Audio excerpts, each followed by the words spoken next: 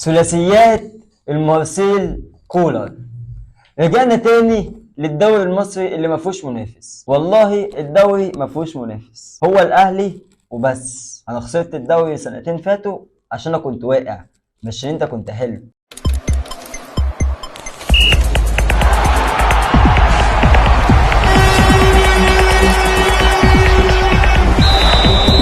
وصباح الخير ومساء الخير على حسب الوقت اللي بتشوف فيه الفيديو ده. النهارده هنتكلم مع بعض على ماتش الاهلي وحرس الحدود، وهنبدا مع بعض كده بالتشكيل. في حراسه المرمى محمد الشناوي، على اليمين خالد عبد الفتاح، وعلى الشمال علي معلول. في قلب الدفاع رامي ربيعه ومحمد عبد المنعم، وفي نص الملعب عامر السوليه واحمد القندوسي. صانع العاب محمد مجدي قفشه، وعلى اليمين طاهر محمد طاهر، وعلى الشمال احمد عبد القادر، وفي الهجوم محمد شريف. هنخش مع بعض على طول في الشوط الاول. الدقيقه 4، الهدف الاول للنادي الاهلي عن طريق خطا من المدافع بتاع حرس الحدود. المميز في الهدف ايه؟ الضغط اللي طاهر محمد طاهر كان ضغطه على المدافع، هو اللي خلى المدافع يرتبك ويغلط مع الحارس ويجي الجون الاول. في الدقيقه 7 على طول شبه انفراد لمحمد شريف، يشوط الكوره برعونه قوي ويتالق فيها حارس الحدود ويشيلها بسهوله قوي. وتيجي في الدقيقه 9 اخطر، يعني مش اخطر، هي اول هجمه لحرس الحدود عن طريق خطا من محمد عبد المنعم. الخطا ده متكرر كتير قوي، لان على طول محمد عبد المنعم بيحاول يراوغ في اماكن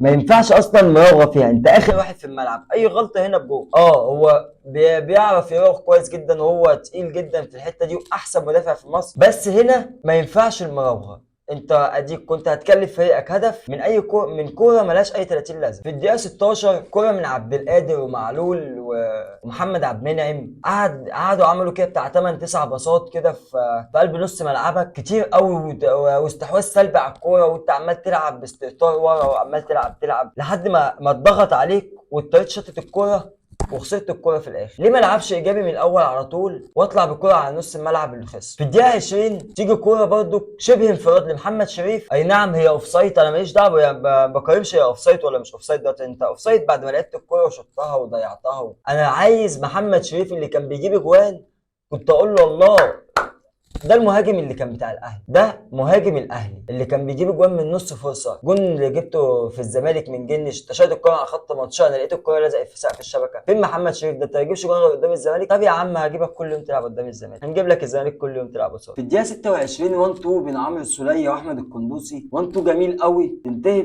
برفعه من السوليه جوه ال 18، يستلمها طاهر محمد طاهر بالمينو ويودي بشماله حلو قوي، بس كانت عايزه تبقى متطرفه لمين سنه او شمال سنه، لان انت بتشطها في ايد الحارس يعتبر.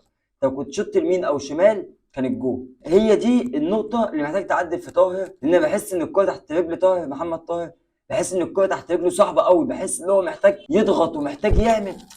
لا واخد الكرة عافية كده. احمد القندوسي بيبقى الكرة تحت رجله، بيحس ان الكرة سلسة كده من لمسة واحدة بيطلع لاعب. لو مسك الكرة وبص لفوق بيلعب كرة حلوة. انا عايز الوينجات بتاعتي تبقى زي ده، انا عايز الوينجات بتاعتي تبقى الكرة تحت رجلهم سهلة. في الدقيقة 45 بقى محمد شريف يجيب جون، غلطة الحارس برضو اللي باين قوي ان هو على قده، كنت تقدر تخلص الماتش ده 4 و5. وانا ليه مش عارف الاهلي ما بقاش فيه الحتة دي. انت بتكسب 3 وبتكسب 2 وبتكسب بكلين شيت، بس انا لو قدامي فريق واقع زي ده وقدامي حارس مرمى ضعيف جدا زي ده، ما ادوس واكسب 4 واكسب 5، فيها ايه؟ مش شايف ان هي فيها اي مشكله. الاهلي الاول كان على طول بيعمل كده، دي كانت على طول، يعني مثلا من فايلر كانت على طول النتيجه 3 و4 و5 على طول. نبدا بقى الشوط الثاني. في الدقيقه 55 كوره من قفشه لاحمد عبد القادر بهدف جميل قوي لاحمد عبد القادر، جميل قوي قوي قوي كمان. والحسنه الوحيده لاحمد عبد القادر طول الماتش، انا ما شفتش احمد عبد القادر طول الماتش. انا بقيت حاسس ان الاهلي ما عندوش وينجات غير حسين الشحات وبيرسي تاو. في الدقيقه 64 جون جميل برضه لطاهر محمد طاهر، برضه صناعه قفشه، ومن لمسه واحده طاهر يوديها في الجون باليمين وكده، هي في سقف الشبكه، هي جول.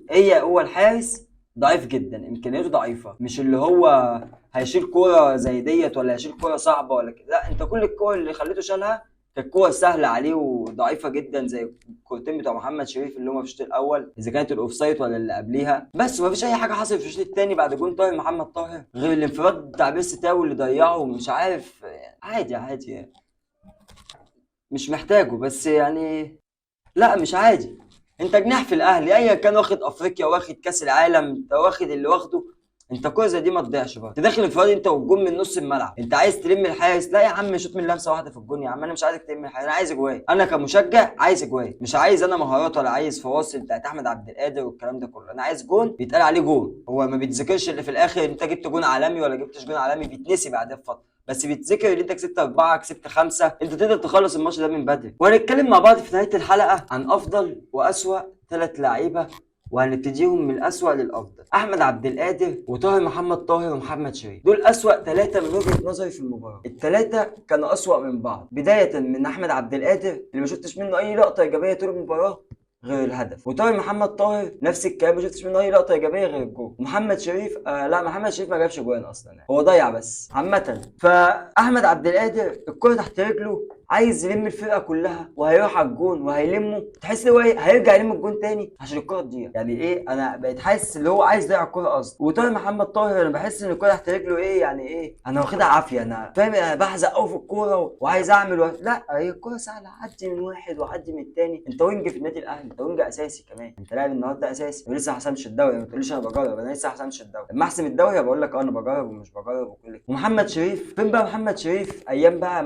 ما كان من نص فرصه اجوان لوب والكره من بره 18 شوط والكره معديه على يمينك تشوط تيجي جون. انا عايز محمد شريف ترجع له الثقه تاني، وهتتفرجوا على احسن مهاجم في مصر. هو بس فاقد للثقه. افضل 3 لعيبه من وجهه نظري محمد عبد المنعم احسن لاعب في مصر، مش هقول لك احسن مدافع، هو احسن لاعب في مصر، حرفيا هو احسن لاعب في مصر. طبعا ومفيش مدافع في مصر يتقارن بمحمد عبد المنعم، خلاص اركن اي مدافع في مصر على جنب، وبعد كده يجي ايه ورا محمد عبد المنعم. تاني لاعب معانا محمد مجدي قفشه، هو ده اللي انا عايزه منك. انت صانع العاب، مش عايزك تجيب لي جون، انت مركزك ايه في الملعب؟ رقم 10 يعني صانع العاب، اصنع لي جوان، العب للفريق اللي معاك، العب للفرقه بتاعتك، اصنع ما تتفزلكش. ارجع تاني محمد مجدي قفشه زي ايام بيتسو موسيماني. في اول بيتسو موسيماني شوف انت كنت تعمل كل حاجه في الكوره، والجماهير كانت شايلاك فوق دماغها وكانت مبسوطه بيك وفرحانه بيك. وتالت لاعب معانا احمد القندوسي. احمد القندوسي انا بحس ان الكره تحت رجليه سهله قوي وبيلعب من لمسه واحده كتير. انا مش عارف ده هو خايف ولا هو ده بس انا بتمنى ان هو يكون كده اصلا. يعني اللاعب اللي بيلعب من لمسه واحده لما الكره بتقعد تحت رجله دقيقه واحده، يعني الكره بتقعد تحت رجله مثلا 20 30 ثانيه، بياخد قرار كويس جدا وبتلاقيه بيلعب لعبه يعني ايه انت مش في دماغك اصلا، انت قدام التلفزيون انت مش شايف اللاعب اللي هو يلعب له الكره دي، بيلعب له كره كويسه جدا. اتمنى الاستمراريه لاحمد القندوسي شويه في الماتشات اللي جايه في الدوري، وهنشوف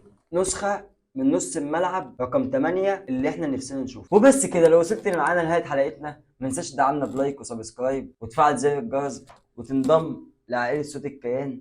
وسلام.